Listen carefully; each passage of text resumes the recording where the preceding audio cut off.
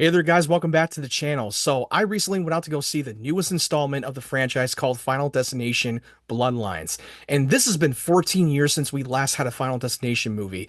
And I will be honest with you, I have been a fan of the franchise. The last two movies I did not like. I mean, the fifth one, I brought this up in my ranking video that I thought the fifth one was more tolerable, especially during the ending of the plot twist, which completely took me off guard when I watched that film 14 years ago.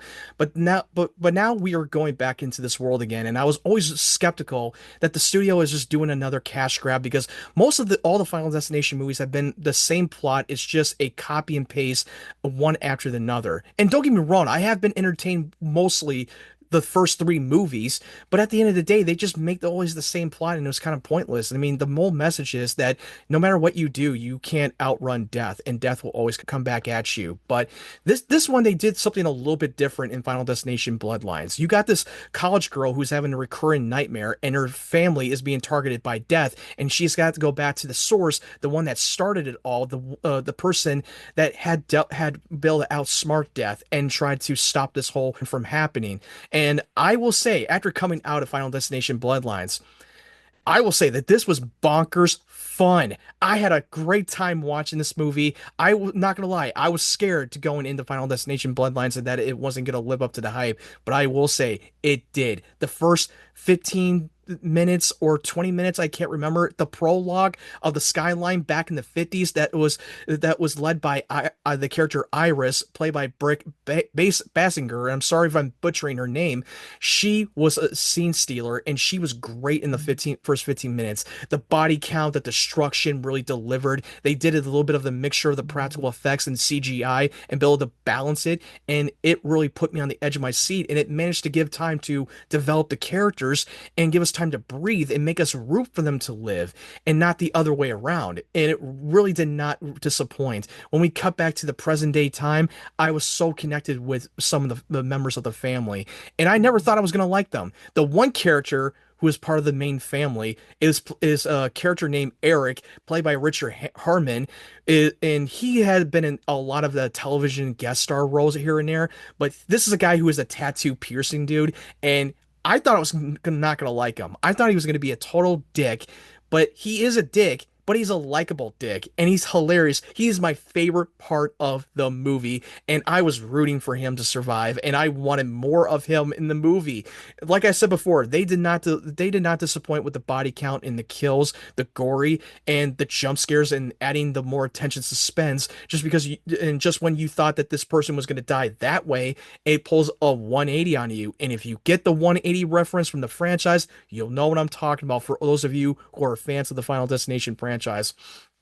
Now with Tony Todd, the man who passed away like months ago, like a year ago, I can't remember, but this was his last role that he has ever appeared in. And when they shot the movie, he was terminally ill at the time, and he was the character that popped up in a lot of the Final Destination movies. The man who knew everything about Death's plans and knew a lot about the survivors, and he was always about giving the survivors advice and being cryptic and try to help them outsmart death, but most of them failed majority of the time. And we were always wondering, who is this guy and how does he know all this? Well, they give him a little bit of the backstory to who he is, and I made a prediction of who he is, but but when I watched the movie, my prediction did not come true. It's not what I expected, but you know what? I thought they gave him a better suite of character writing and give him a little bit of the backstory and give him a send off to the character, especially Tony Todd himself. And they definitely paid tribute to it. The character Iris in the flashback back in the 50s, the actress who played it was played by Brec Bassinger, who I'm sorry if I'm butchering her last name. I'm really terrible at pronouncing some of the people's names in the movie, but she was so good in that film. She was also in the CW show that was made by DC, and she played Stargirl, and she led 4 seasons of that show. And I only saw the first season, and I thought she was fantastic, and I didn't watch the rest of it, but I'm glad that she was able to break that cycle and get a lot of roles that we haven't seen her in, and she is great. She has a lot of charisma, and I hope to see more of her. And the one film in the present day time, the main character, Kaitlyn, Santa Joana, I'm sorry if I'm butchering that last name, the one who's the main protagonist, she was also great in that film. I thought she was able to carry it, and I'm not familiar with her work. I've never seen her in any other roles, whether it's TV or movies, but I thought she definitely carried the role on her own, and she definitely did a great job. And I never thought I was going to be connected with the main family. I thought the main family was going to suck and that they were just going to be there for the cheap body counts. And no, they didn't, because this is what they did differently that they haven't done in a long time. You give us time to develop the characters and make us care and root for them, even though that we're facing the inevitable outcome. And it definitely ended on a banger, and I thought that it was great. It didn't feel like cheap or a cop out or anything. There's still some couple of plot holes that I wish they could have done a little bit more of explaining it, and I won't go into it too much because this is a non-spoiler review. But they still continue the rules and staying consistency to the lore of the Final Destination world and how this whole thing works. And I thought they'd stay consistency. Sure, it's not going to have any real world logic, of course not, but at least they were consistent to the rules of the Final Destination franchise. And and and yes, of course, it's not going to win any Oscars. It's not going to be a movie that's going to change your life. But this is a movie that it delivers on the entertainment. And yes, it does have a lot of humor, but it never tries to undercut the tone of the movie. They still deliver some of the heavy moments and give us a little bit of drama here and there.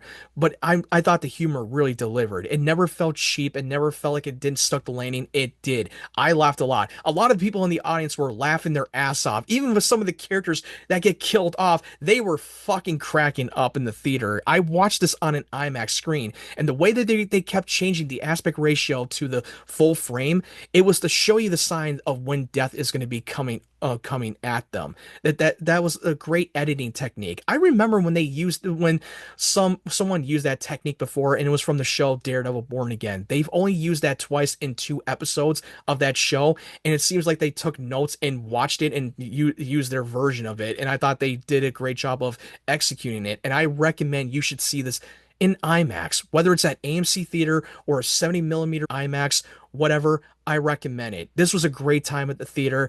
I really had a lot of fun. Is it perfect? No. Is it going to be one of the greatest films of all time? No. It's just there to entertain you. And also, if you have not seen all 5 Final Destination movies, you don't need to watch them to understand this movie. They definitely did a good job of creating the connection of all 5 of these movies, but it doesn't get you lost and confused to where you have to force yourself to watch the previous movies. No, it stands on its own. There are some couple of predictions that I thought they were going to happen, but it didn't. But it didn't disappoint me. I went and judged the movie on its own merits. And the way that they tied us to the original source back in the 50s with Iris's character, it created the whole ripple effect when she saved so many lives from a major disaster. And a lot of them throughout the years and decades, they had spouses and children. And that's why it took death so long to catch up to them and killing the descendants of the survivors. And I thought they crafted it very well and tried to make sense out of it. Because most of the characters that we've seen in the Final Destination movies, none of them were supposed to exist. And death is just trying to tie up loose ends. And I thought they were able to execute it and make it very well constructive. Anyway, I'm going to give this movie an 8 out of 10. This might be my second favorite of the franchise. I'm not ready to give my update of my ranking, but as of now, I'm probably going to say that Bloodlines is my second favorite of the franchise. Anyway, what did you think of Final Destination Bloodlines? Have you seen it? Let me know your thoughts in the comment section below. But if you want to follow my social media platforms, the link tree will be down in the description down below. And if you like this review, make sure you hit that like button. And if you're new to the channel, make sure you hit that subscribe button and turn on the bell notification so you know when my videos are up. Anyway, thank you guys for watching. I hope you guys have a great day, great evening, wherever you're from, and stay tuned for more of my content.